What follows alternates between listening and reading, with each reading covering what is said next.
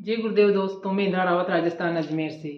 आज आपके पास में मैं अपने दिल की बातें शेयर करने आई हूँ। सुनोगे ना आप मेरी बातें? तो दोस्तों, मैं आज अपने मम्मी पापा के बारे में इस मंच पे कुछ बोलना चाहती हूँ कि मेरे मम्मी पापा पहले के टाइम के हैं तो पढ़े लिखे नहीं हैं। मम्मी भी पढ़ी लिखी नहीं है तो पापा भी पढ़े लिखे नहीं हैं। पहले के टाइम में लड़कों को तो पढ़ा दिया करते थे, लेकिन लड़कियों का तो पढ़ना पढ़ाना नामुमकिन ही था। लेकिन मेरे तो पापा भी पढ़े लिखे नहीं हैं, लेकिन उस टाइम में मेरे मम्मी पापा हैं। तो आज मैं इस मंच पर मेरे मम्मी पापा को तहे दिल से शुक्रिया अदा करना चाहती हूँ, क्योंकि मेरी मम्मी भी पढ़ी लिखी नहीं है, लेकिन वो दूसरों के बच्चों को स्कूल जाते हुए देखती थी। तो मेरी मम्मी ने सोच लिया कि मेरे जितने भी बच्चे हैं उनको सबको मैं जितना भी पढ़ना चाहेंगे उतना मैं उनको ज़रूर पढ़ाऊँगी। मेरी मम्मी ने हम 7 बहन भाइयों को जन्म दिया और मैं उसमें तीसरे नंबर की हूँ। 2 बड़े भाई और 2 बड़े भाई बहन मेरे से छोटे हैं। तो इसी प्रकार मेरी मम्मी ने हम सभी बहन भाइयों को स्कूल में भेजने की तैयारी की। शुरुआत मेरी मम्मी ने ही की थी और बाद में मेरे पापा ज़रूर हेल्प कर देते थे। तो इस प्रकार हम स्कूल जाने लगे और इस प्रकार हम सभी स्कूल जाने लगे। लेकिन एक बात मेरे मम्मी और पापा की बहुत ही स्पेशल और शानदार है, क्योंकि जो ज़्यादा पढ़े लिखे नहीं हैं, अगर इतनी बात भी बोल देते हैं तो उससे बढ़कर कुछ भी नहीं है। मेरे मम्मी पापा ने हम सभी बहन भाइयों को ऐसे बोल दिया था कि तुम लोगों को जितना पढ़ना है तुम पढ़ सकते हो। हम हमारी तरफ से कभी भी आप लोगों को पढ़ाई के लिए नहीं रोकेंगे। घर के अंदर अंदर इतने सारे काम होते थे, जानवरों का, खेती का, बच्चों का, छोटा मोटा बहुत काम होता था, लेकिन मेरे मम्मी पापा ने कभी भी हम सभी बहन भाइयों को कभी भी इस चीज़ के लिए नहीं रोका। उन्होंने बोला कि जितनी तुम्हारी इच्छा है और जितना तुम पढ़ना चाहो उतना तुम पढ़ सकते हो, और इस बात पर वो हमेशा खरे रहें।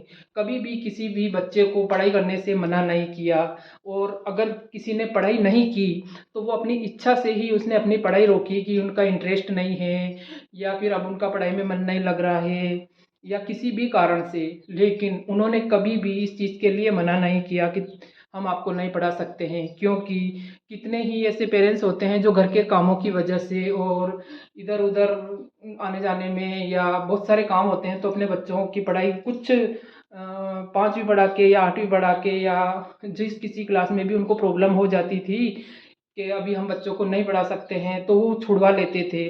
लेकिन मेरे मम्मी पापा ने आज तक किसी भी बच्चे को पढ़ाई के लिए मना नहीं किया। इसके लिए मैं अपने मम्मी पापा का तहे दिल से शुक्रगुजार हूँ, और उन्होंने कभी भी किसी भी बच्चे को पढ़ाई के लिए मना नहीं किया।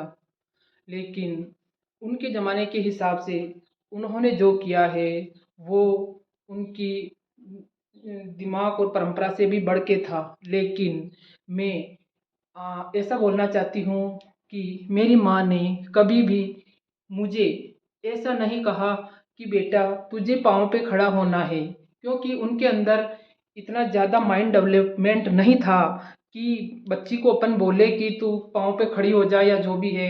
ये तो हमको खुद को दिमाग लगाना चाहिए था। लेकिन मैं ऐसे सोचती हूँ कि अगर मेरी माँ मुझे ऐसे बोलती कि तुझे पाँव पे खड़ा होना है तो मैं ज़रूर उस दिशा में कदम बढ़ाने की कोशिश करती। लेकिन कोई बात नहीं, उन्होंने हमें पढ़ाया और मैंने उनके कहे के अनुसार एमए फाइनल पास किया था। मतलब जहाँ तक पढ़ाई थी वो मैंने पूरी की।